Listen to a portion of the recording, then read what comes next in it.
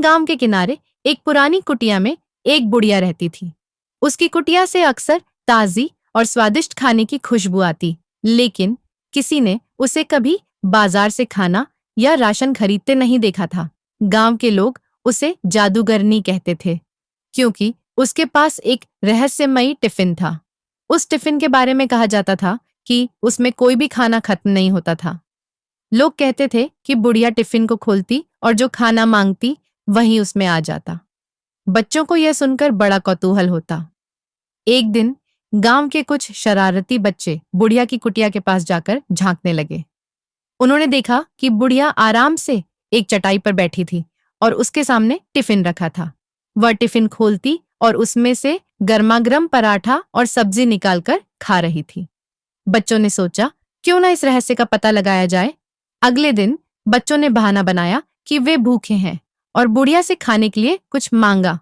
बुढ़िया मुस्कुराई और टिफिन खोलकर कहा, लो बच्चों, जो खाना चाहो मांग लो। बच्चों ने मस्ती में चिढ़ाते हुए कहा, हम मीठे गुलाब जामुन खाना चाहते हैं। बुढ़िया ने टिफिन की ओर इशारा किया और उसमें सचमुच ताजा गुलाब जामुन आ गए। बच्चे यह देखकर दंग रह गए। उन्होंने सोचा, अगर यह टिफिन हमारे पास हो तो हम रोज मनपसंद चीजें खा सकते हैं। रात में उन्होंने चोरी छुपे बुढ़िया की कुटिया से टिफिन चुराने की योजना बनाई। आधी रात को जब बुढ़िया सो रही थी तो बच्चे कुटिया में घुसे और टिफिन लेकर भाग गए।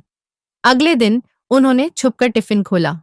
उनमें से एक ने कहा, मुझे बिरयानी चाहिए, लेकिन टिफिन में कुछ नहीं आया।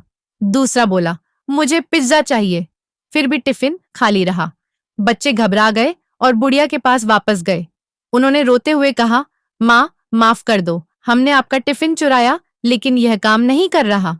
बुढ़िया मुस्कुराई और बोली, यह कोई साधारण टिफिन नहीं है। यह तभी काम करता है जब इसे सच्चाई, मेहनत और जरूरत के लिए इस्तेमाल किया जाए, लालच और चोरी के लिए नहीं।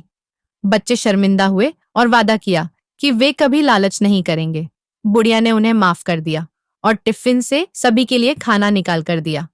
उस दिन से बच्चों ने सच्चाई और मेहनत का महत्व समझा। गांव के लोग बुढ़िया की कहानी सुनते सुनते यह सीख गए कि जादू केवल इच्छाओं को पूरा करने में नहीं, बल्कि अच्छे कर्म और सच्चे दिल में है।